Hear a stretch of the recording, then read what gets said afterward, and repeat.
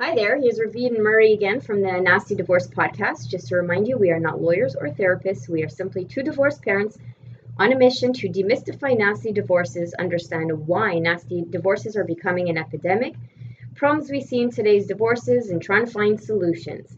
And today's topic is cheating. Got to be the worst thing I think can happen to someone. I can imagine, yeah. Yeah, I talk to guys, talk to women, ever been cheated on, Right? and I think guys get hammered the most. It hurts more Really? when a woman cheats on a guy. Whoa. Let me explain that. Wow, no, I'm shocked. Let me explain. Yeah. Why is that, you might ask? Okay. Because a woman is far deeper than a man. Uh-huh. A guy ain't that deep. Okay. Okay, not this guy anyway. I'm not that deep. Can't speak for all guys. But women are much deeper, much more emotional, much more committed. When a woman says, I do, she really means it. Sure.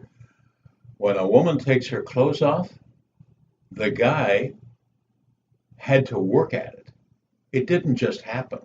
A guy will take his clothes off in a heartbeat, right? Sure. I'm sorry, but it's true. But a woman, it takes men wiles, if you like, womanly wiles. A guy has to work at it. He has to romance her. He has to be, uh, he has to be deep. He has to be intelligent. He has to, well, for the most part, he isn't intelligent, but he has to work at it. He has to The really chase. convince her, yeah, that it is really worth your while to take your clothes off, that Okay. we have sex. Okay. She's not just going to drop everything and say, okay, let's go. But generally, okay? Mhm. So when a woman cheats on a guy, the guy knows what it took for that woman to get naked for him. And somebody else reached her as deeply as he touched her. Huh. And he's just a mess. That is beyond. And I don't know if it's does it stand the same for a woman when a guy cheats on a woman. Does a woman say, "Oh, guys, they're so shallow. They're so easy." Yeah, we are. So it doesn't hurt her as much. I don't know. I'm asking the question. I don't think so. I mean, I've Okay. never.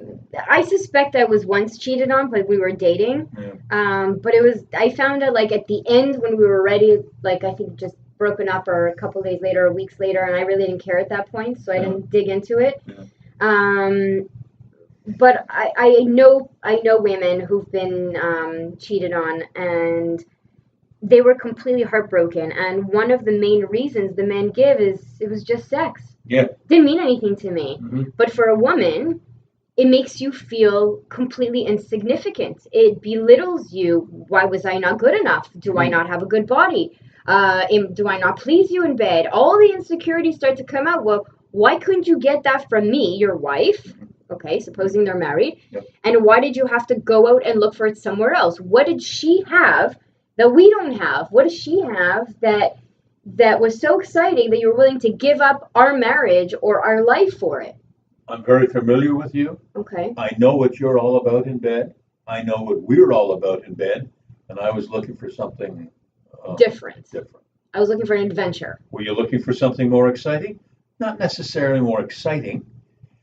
And all of a sudden, I want to pull the ripcord on my parachute and get out of this conversation because, Yeah. I don't want to talk about it anymore because I can see the pain in your eyes. You know what I mean? But for the moment, well, it was okay. And it's not okay. It's not okay. No, it's I not get okay. it. I don't agree on either side that it's okay. I mean, if you're having issues in the bedroom, I think it's important to talk about it. Yeah. While you're married, before it escalates, before it gets to that point, a lot of people don't want to talk about it. Mhm. I consult a lot of parents, and one of the biggest, most common discussions that we have is that they say so quietly and shyly and almost embarrassed, we haven't had sex in like 2 years. And I look at them and go, you're not the only one.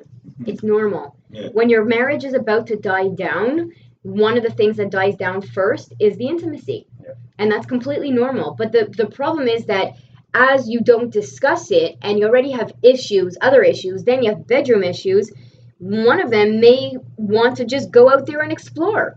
And you kind of have to know that if you're not dealing with it, that someone might go out there and explore. Do you believe in the saying, the adage that once a cheater, always a cheater? Or can people change? Kind of. It depends why he cheated. Yeah.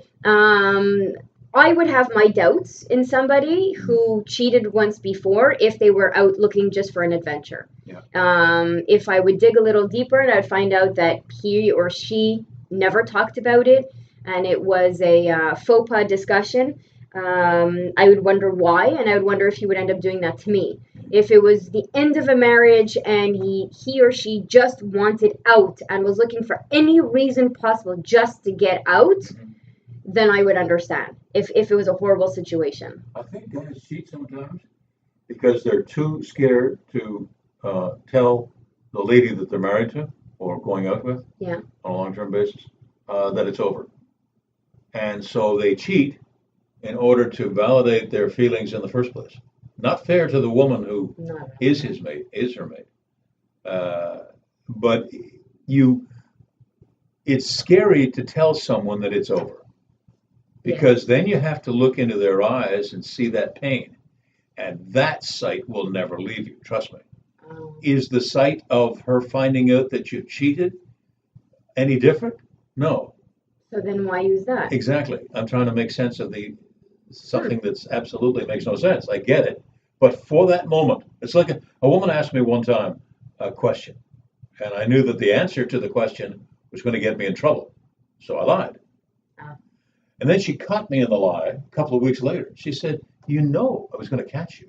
Why did you lie? I said, because at the very moment that you asked me the question, I didn't want to get into trouble. So I lied to not get in trouble. Yeah, but you knew that I was going to eventually find out. Yeah, but for that moment, I was not in trouble, and that's all that mattered. Maybe that applies to cheating as well. I don't know. It's cheating. It's trust. Well, at that point, I don't know if I would trust you again if you were to do that to me. Hence, and don't ever lie to me. Yeah. But I'm wondering something. You were talking before about how the man feels with the thought and the image of his wife, for instance, who is naked with another man. Yeah. And he knows what they used to do in bed together. And his thought is, you've done the same thing with another guy. Or more. That we used to do together. Yes.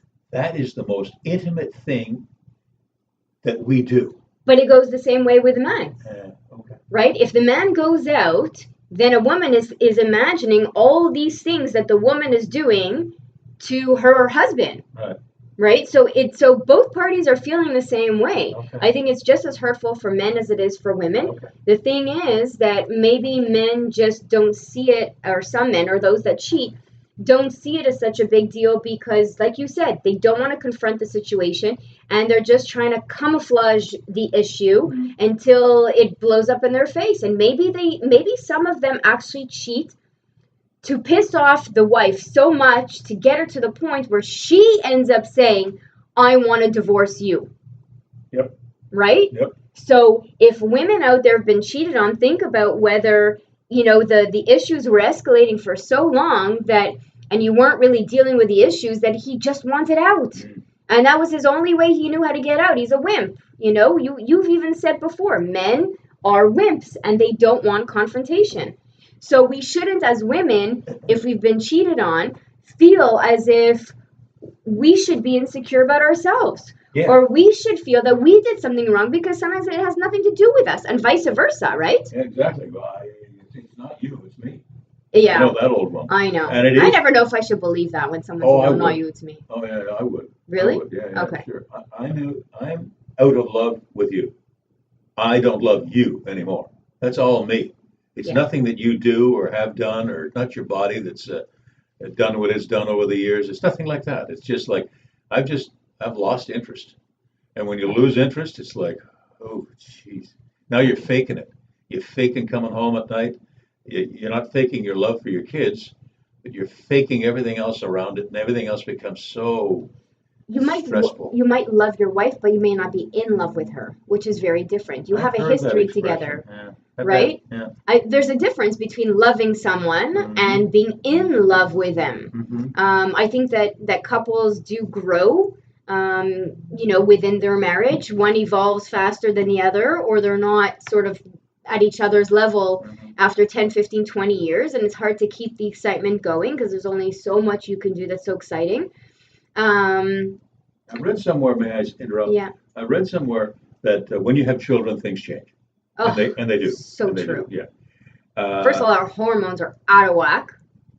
So don't really? you blame us. I never noticed. Yes, I have. Yeah. But the change that happens in the relationship, and I remember having this discussion with a guy or a girl, and probably both, say, when you had kids, did things change? Oh, yeah. Was the sex as frequent? No, not frequent at all. Yeah. As a matter of fact, it became infrequent. And I think that becomes the woman starts to shift her love over to the children. Yes. And I remember somebody saying one time, don't let that happen. Because the reason those children are there, because of the passion you felt for the guy in your life, their father. Stay in love with him and don't let that love shift. It's a different kind of love, obviously, but don't let the love shift. Don't. Oh, I see the disagreement all over your face. It's such a loaded comment because think about all the things that have to get done when a child is born. What has to get Sleepless done? nights. Oh. Okay, so I'm not generalizing, if the woman is the one that wakes up in the middle of the night, she's beat and exhausted. She can't even think straight, but she knows that you are an adult and you can take care of yourself, but this little infant cannot. And then once you get out of, the baby phase and you start sleeping a little bit, then she starts thinking about herself because you lose your identity a little bit when you give birth. Yeah. Because it's all about someone else. It's not even about you and it's not about your husband. It's not about anybody but this child. So I think it's easy to lose the intimacy. I think it's easy to lose the dynamic that you have because everything is so different. And there's so many arguments or discussions over who's doing what, when, how, unless the two of you are like amazing and completely compatible, even post pregnancy. So I think that we can say that it is hard, but it's partially due to hormones, it's partially due to the situation. And do you think that at that point, if the husband isn't getting any with his wife, he'd be more willing to go out there and get some just because he needs to get some? It's very possible. I think it's a very real thing that does develop in relationships that all of a sudden are having children inserted into them. And what do? You say to your wife, and I'm sure most couples have that discussion. Look, I need to have sex. Yeah. And that's true. Yeah. And if she's too fatiguée, what are you going to do if she's you can't not force her and you can't. No, exactly. And she's not in the mood. And I get it because she's been up all night and she's just come back from breastfeeding the baby because she doesn't want to wake you up. Right. And so now she crawls back into bed and you're there kind of sleepy and you make a move and you're rejected and it's like, oh, damn. They say that there's the 7-year itch. You ever heard of that? Yeah.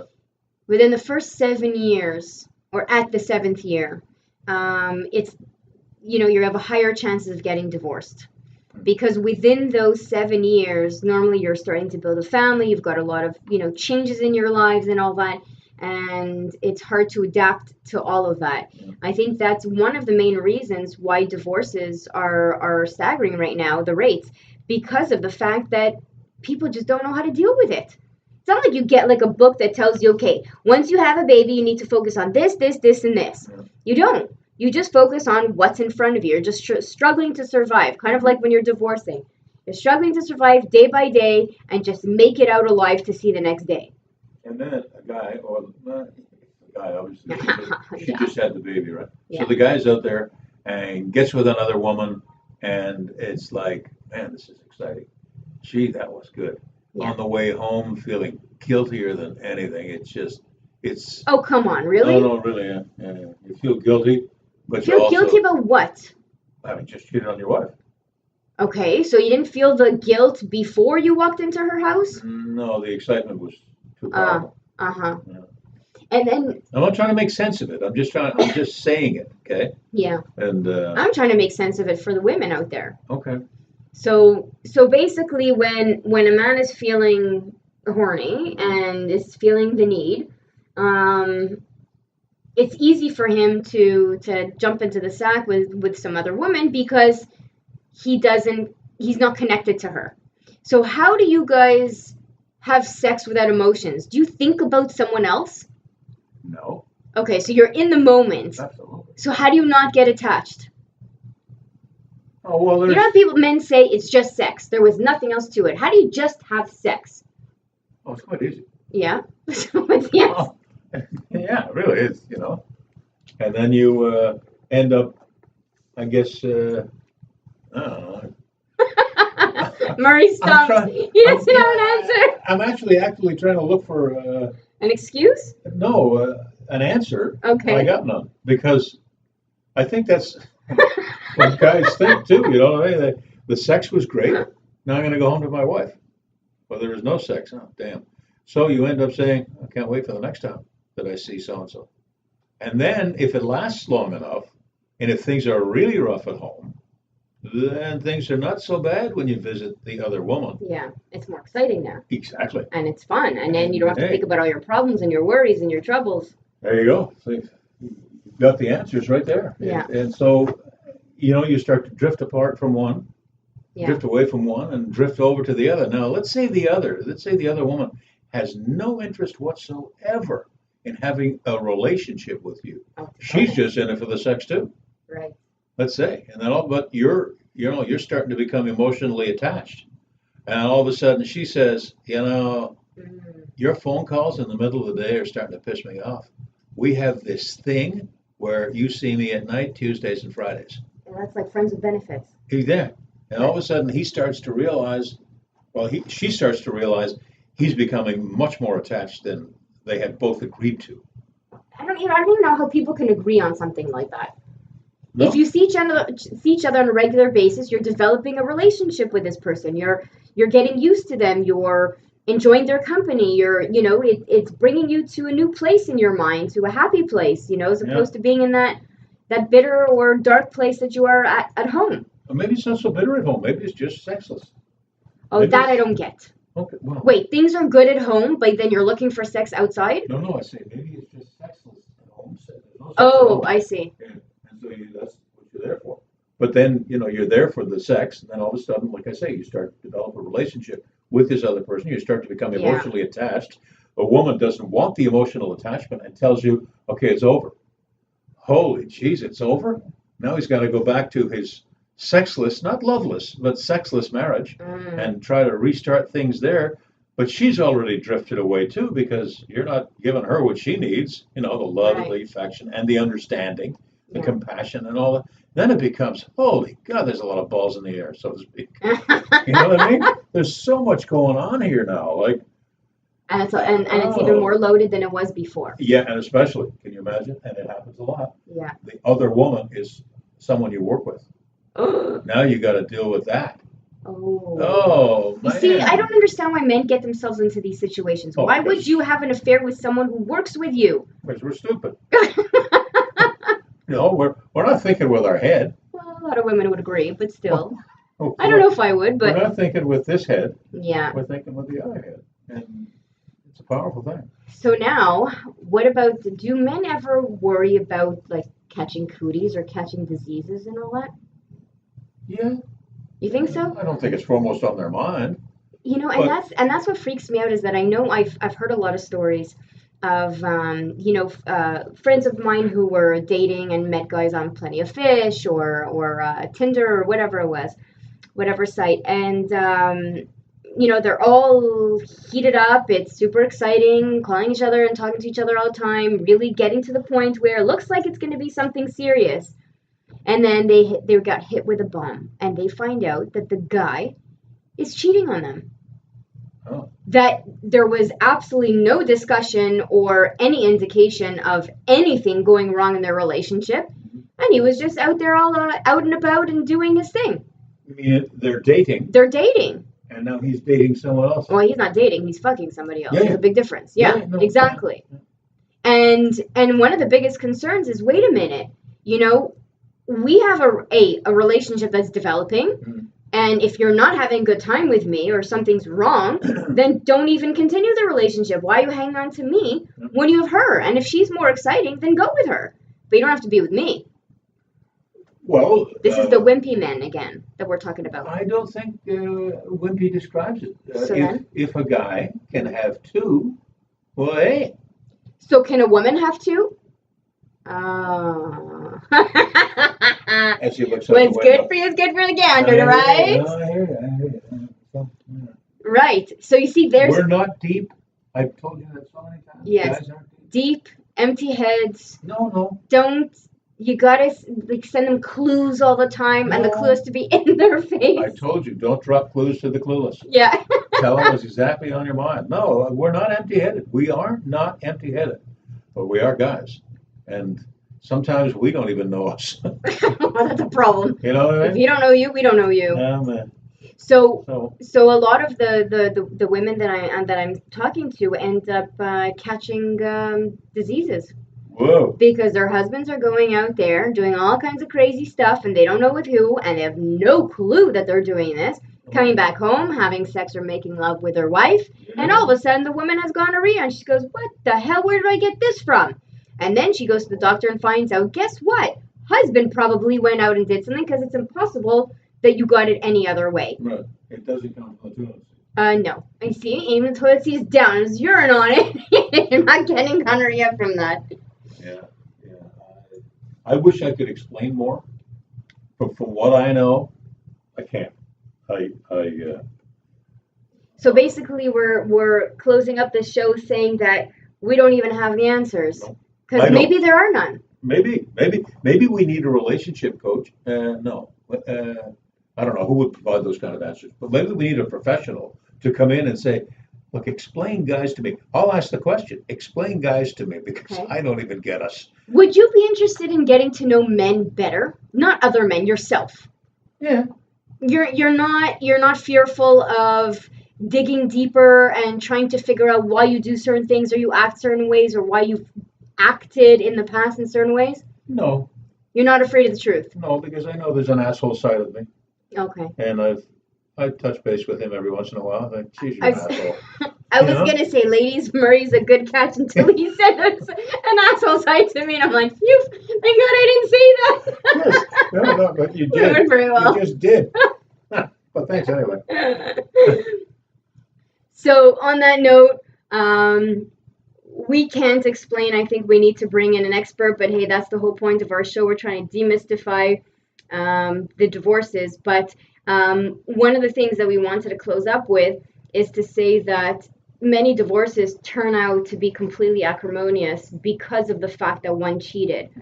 But if you dig a little deeper into why the cheating happened, it may make you feel better and more at peace with the fact that, you know what, if, for instance, my husband cheated on me, he doesn't deserve me, and I should look out for someone even better than what he was able to provide to me. Speaking for the woman, and the best part of your life, honey, is just walking out the door. Exactly. So. Exactly. So instead of harboring all these ill feelings or these insecurities or these fears that you're not good enough and you don't have the right body and you don't look good and you're too old to get, a man out there, I believe that's bullshit. I think anyone can find anyone, and men's bodies are not perfect and women's bodies are not perfect. So two imperfect people together is just wonderful. There you go. Okay. And on that note, you could join in the conversation if you've got any stories on cheating that you'd like to share with us, if you'd like us to try to figure it out some way or another. Send us a message on Facebook or LinkedIn at Ravit Rose, RAVITROSE. We welcome all your comments and stories, and we will keep them anonymous if that's what you wish. Have yourself a day that matters. See you next time.